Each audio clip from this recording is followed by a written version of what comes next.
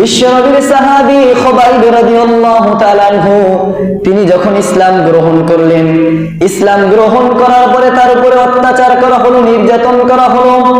খুবাইবকে এবার ধরা হলো, মক্কা থেকে মদিনার থেকে ধরে খুবাইবকে মক্কায় নিয়ে যাওয়া হলো। মক্কায় নিয়ে তাকে জেলখানার ভিতরে আটকে ফেলা হলো। এবার বিশ্বনবীর সাহাবী খুবাইব রাদিয়াল্লাহু তাআলা আনহু তিনি বড় চিন্তায় পড়ে গেলেন। তাকে এবার ডাক দিয়ে বললেন, খুবাইব, যদি তুমি ঈমানটা ছেড়ে দাও তাহলে তোমাকে তুমি যা চাও সব দেয়া হবে, তোমার মনের মতো করে তোমাকে সম্পদ দেয়া হবে, তোমাকে গাড়ি দেয়া হবে, বাড়ি দেয়া হবে, সুন্দরী রমণী দেয়া হবে। কিন্তু খুবাইব ডাক দিয়ে তাদেরকে বললেন, ভাই, আমাকে তুমি যাই দাও না কেন, আমি যেই আল্লাহর প্রতি ঈমান এনেছি এই ঈমান থেকে এক মুহূর্তের জন্য আমি সরে দাঁড়াবো না। কেমন ঈমানদার ছিলেন, এমন ঈমান তাদের। এবার খুবাইবকে জেলখানার ভিতরে বন্দী করলো। বন্দী করে এবার কাফের মুশরিকরা চিন্তা করলো, হায় হায়, খুবাইবকে যদি এভাবে আটকে রাখি তাহলে খুবাইব হয়তো ইসলাম ভুলে যাবে, বিশ্ব নবীকে ভুলে যাবে, আল্লাহকে ভুলে যাবে। তারা যখন এই চিন্তা করে খুবাইবকে জেলখানার ভিতরে ঢোকালো, এবার খুবাইবকে দেখে যে তারপরেও কাজ হয় না। এরপরে তারা খানা বন্ধ করে দিল। খুবাইবের খানা বন্ধ করে দিয়ে বলল, খুবাইব, এখনো সময় আছে, ইসলামটাকে ছেড়ে দাও, বিশ্ব নবীর হাতটা ছেড়ে দাও, তাহলে তোমাকে দুনিয়ার সব কিছু তোমার পায়ের সামনে এনে দেওয়া হবে।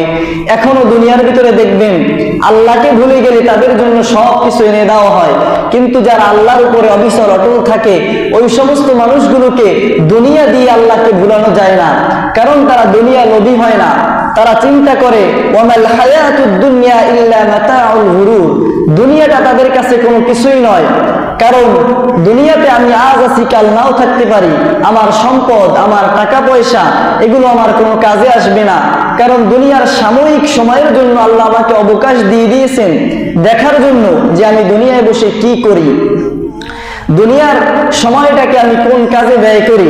এজন্য আল্লাহ আমাকে সাময়িক সময়ের জন্য অবকাশ দিয়ে দিয়েছেন। এজন্য রব্বুল আলামিন বলেন, খুবাইব যখন এভাবে ইসলামটা ছাড়লো না, এবার কাফের মুশরিকরা চিন্তা করলো খুবাইবকে এভাবে ইসলাম ছাড়ানো যাবে না, এবার তাদের খানা বন্ধ করে দিলেন। কিন্তু রব্বুল আলামিন ডাক দিয়ে বলেন, আমার খুবাইবের খানা বন্ধ করে দিয়েছো, আমার খুবাইবকে যা করছো সব কিছু মেনে নিয়েছি, কিন্তু আমার খুবাইব আমার উপরে ঈমান আনার কারণে না খেয়ে মারা যাবে, এটা কখনোই হতে পারে না। আমার খুবাইবকে আমি জান্নাতি খাবার দিয়ে বাঁচিয়ে রাখবো, খুবাইবকে আমি জান্নাতি খাবার দিয়ে বাঁচিয়ে রাখবো।